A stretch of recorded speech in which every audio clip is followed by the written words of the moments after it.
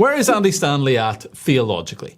There's a very interesting thread from a guy called Ryan Visconti where he discusses being at a private dinner with Andy Stanley and about 15 other pastors, and Stanley began to spout what would be described as affirming theology. He said, "We need to make room for gay men who choose to be married to each other in our churches. That's as close as they can get to a New Testament framework of marriage." And so in that, he is saying that we need to affirm those marriages and that lifestyle. But big question. Why does he say that behind closed doors, but then in public claim to be a theological conservative?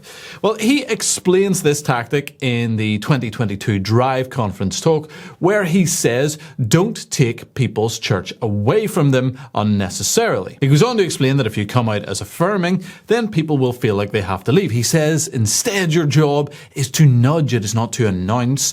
It is to lead change, but never to tell people what you're doing. He, in fact, calls people quite literally to be snake-like. I'm a slither little snake snake. Misquoting the Bible verse where Jesus says to be wise as doves and as shrewd as serpents, if I could say that properly.